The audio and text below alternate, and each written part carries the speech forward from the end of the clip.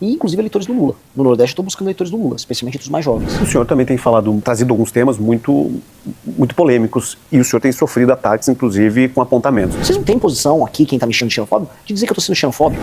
Candidato, obrigado pela entrevista. Mais uma vez nós conversando um pouquinho sobre esse processo eleitoral deste ano e de antemão já quero lhe perguntar, talvez seja exatamente um dos desafios que o senhor tem tido é ganhar o eleitorado e conquistar também apoio da população. Como é que o senhor tem percebido esse crescimento nas pesquisas? Olha, eu lembro que foi uma das primeiras entrevistas que eu fiz foi justamente com você naquele período que eu aparecia com 0, 1, 1,5. Para mim vem sendo muito trabalhoso, mas também prazeroso, é esquisito, porque assim, eu tô altamente cansado, eu tô rodando de carro, realmente é uma pré-campanha sem recursos, é um partido que foi recém-montado, e a gente decidiu fazer, a gente tinha dois caminhos. Um era um caminho de querer ser muito polêmico e ficar arrumando brigas nacionais, que estratégia meio Pablo Marçal. Eu não tenho essa vocação, eu sou um organizador político e eu tenho minha tese sobre o Brasil. A outra é volume, ir em todas as cidades que eu puder, falar com as pessoas em evento, em rádio, TV, dar entrevista em jornal, e na imprensa antiga, muita gente fala, redes sociais. Cara, a ramificação que a imprensa tradicional tem, que a rádio tem, que esse mix de rádio com internet, com TV tem, isso tem um poder grande. E aí eu resolvi fazer isso. Dá mais trabalho, cansa muito mais, mas você, conhece os lugares muito melhor, 2, você tem um impacto maior no debate da cidade. E aí a gente escolheu esse caminho e foi. Bom, e olhando esses números, o senhor está satisfeito com os resultados? O senhor acredita que dá para crescer um pouco mais ainda diante desse trabalho que o senhor já vem executando com o seu grupo? Eu acho que dá, acho que precisa, e acho que a velocidade do crescimento, pelo menos nas minhas redes sociais, aumentou. Nos trackings e pesquisas de institutos que eu reputo como sérios, como é o caso da Atlas, eu venho subindo e subindo legal, acho que vamos ter uma boa pesquisa Atlas em abril. Mesmo aumentando o número dos candidatos, que agora tem mais uns 3, né? Ainda que eu acho que a maior parte não vai até o fim. E eu preciso construir, que é o meu planejamento, eu buscar 10% até o começo da campanha. O senhor falou 2 pontos aqui chaves talvez para essa sua caminhada, que um deles é o senhor conquistar cada vez mais apreço da população por parte das plataformas, sejam elas digitais ou tradicionais, e naturalmente isso é um dos problemas por missão nessa primeira eleição, porque não tem tempo de TV e naturalmente de rádio também não. Isso também desafia vocês em buscarem um novo caminho, já que essa sua estimativa de 10% também é a preocupação de candidatos ou pré-candidatos que vão concorrer, seja o legislativo, olhando o seu nome já também? Olha, é um dado da realidade, eu não tenho como negar que assim, a gente não vai ter tempo de TV, que a gente não tem dinheiro. Eu tô compensando com o trabalho. Quando você, sabe aquela coisa, se não tá resolvido, resolvido está. Né? Se eu não tenho mais nada a fazer sobre isso, então tá resolvido e eu vou só trabalhar ao contrário. E torcer para que a gente fomente um movimento na sociedade civil. Eu tô sentindo os primeiros resultados desse movimento, respostas muito positivas, ao mesmo tempo em lugares como Maranhão, como em Santa Catarina, que são 2 estados como água e óleo. Então, ver. De fato, uma coisa que eu sei é a pré-candidatura mais engajada é a minha. Em redes sociais, com militância, a candidatura mais quente. Agora isso tem que ser transformado num processo, um fenômeno de massa. Vamos ver se a gente consegue. O senhor falou de alguns nomes que podem não chegar ao final do processo eleitoral, da campanha eleitoral, a partir de homologações também, de convenções, enfim. Surge o nome de Augusto Cury. O senhor não é um político raiz, o senhor chega, de repente, e conquista em um espaço que parece que estava latente. Mas surge Augusto Cury, que também é fora desse quadro de políticos tradicionais. O senhor acredita na viabilidade da candidatura dele, assim como o senhor acreditou no seu próprio projeto junto com o seu grupo político? Eu acho que tanto o Lula quanto o sobrenome Bolsonaro, eles estão com muita fadiga de material. Eu não vejo militância lulista em lugar nenhum, tampouco vejo militância bolsonarista em lugar nenhum. Existe um eleitor de internet. Agora, nas ruas, aquela coisa quente que havia no passado não existe mais. E aí o Augusto também pode se beneficiar disso. Agora eu não sei quais são as propostas dele, não sei qual é o approach dele, ele não tem tradição política. Então, quando eu digo tradição, não é um vídeo de uma política tradicional, eu não sou também, mas ele não tem um trabalho político prévio, né? Então tem que ver se ele vai conseguir. Mas acho que ele se colocou o nome dele, não tem problema nenhum. Bom, na identidade ideológica, ou talvez identidade realmente social das mazelas que o senhor encontrou, seja no Nordeste, seja aqui no Sul do Brasil, o senhor acredita que o senhor se identifica de fato de direita e o senhor deve absorver uma parcela desses votos de Romeu Zema, de Flávio Bolsonaro, talvez, e talvez ainda haja um respingo de votos da esquerda para o senhor diante do que o senhor tem apresentado aí pelo Brasil?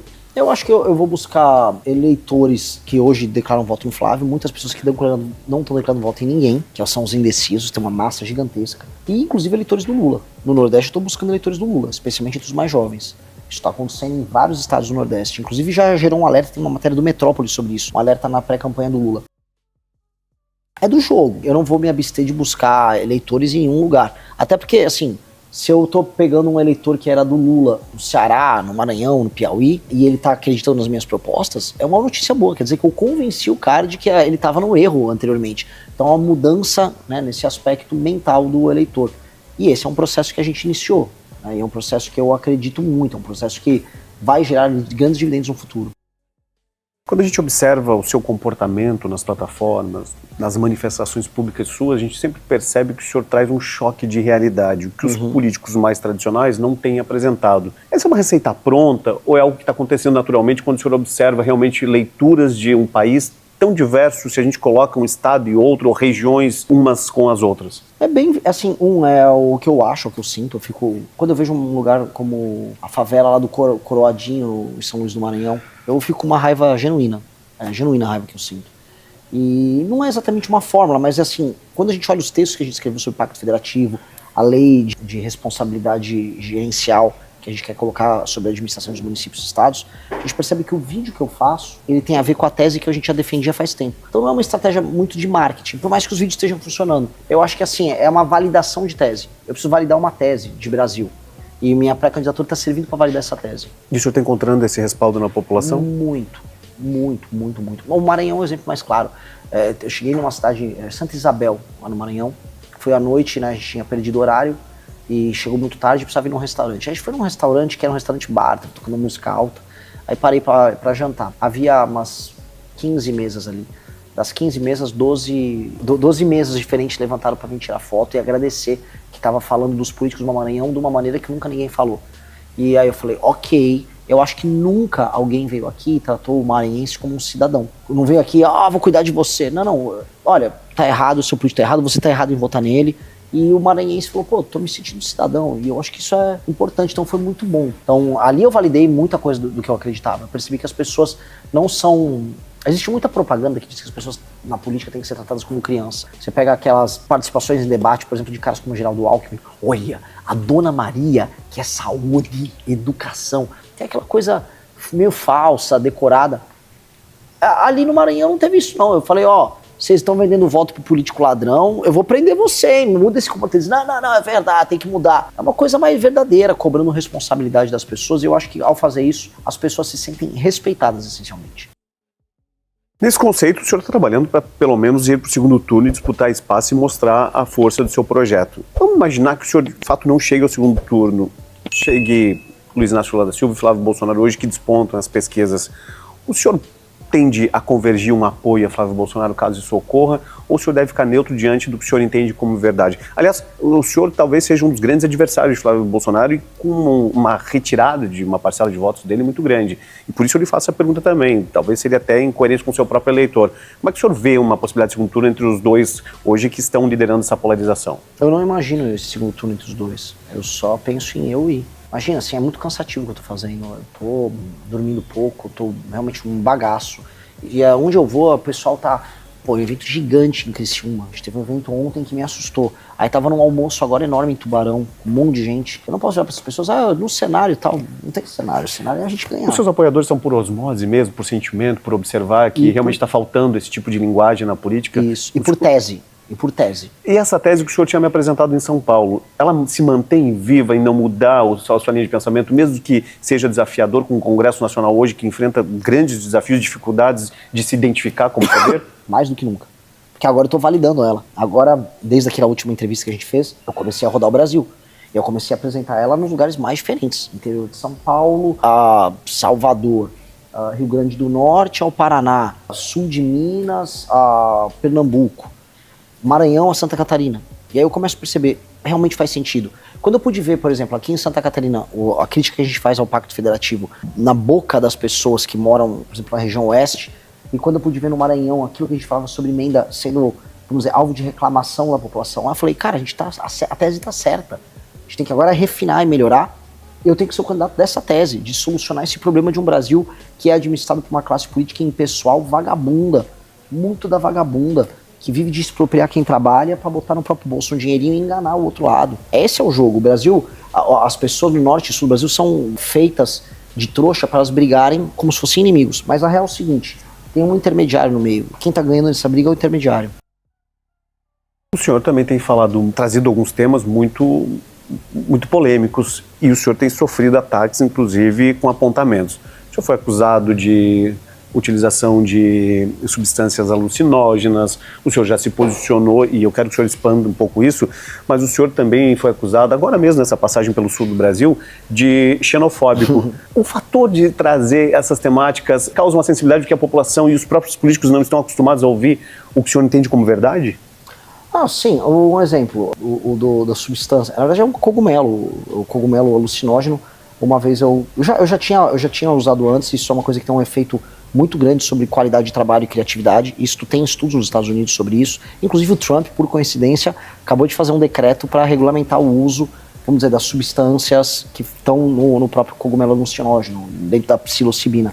E eu sou favorável ao uso terapêutico e inclusive o uso de performance nisso, tanto dele quanto do próprio canabidiol. O canabidiol tem, por exemplo, ele é oriundo lá da maconha, ele tem efeitos comprovados no enfrentamento à epilepsia.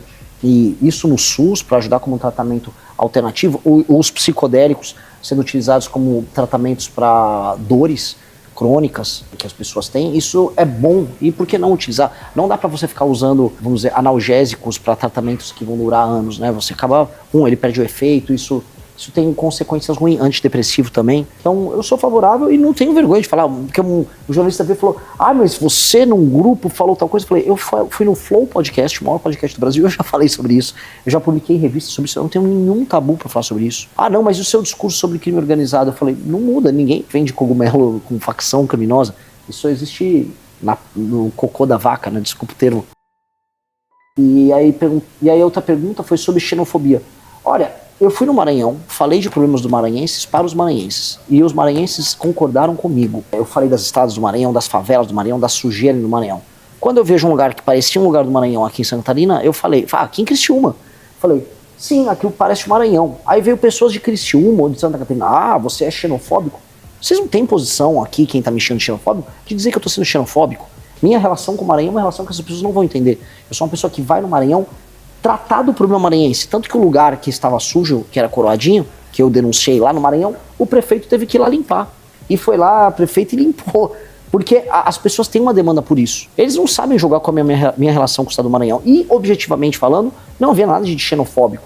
Eu também, no próprio vídeo que eu soltei, eu comparei o Pinheirinho aqui em Criciúma com a Cracolândia em São Paulo. Aí eu tô sendo xenofóbico com São Paulo?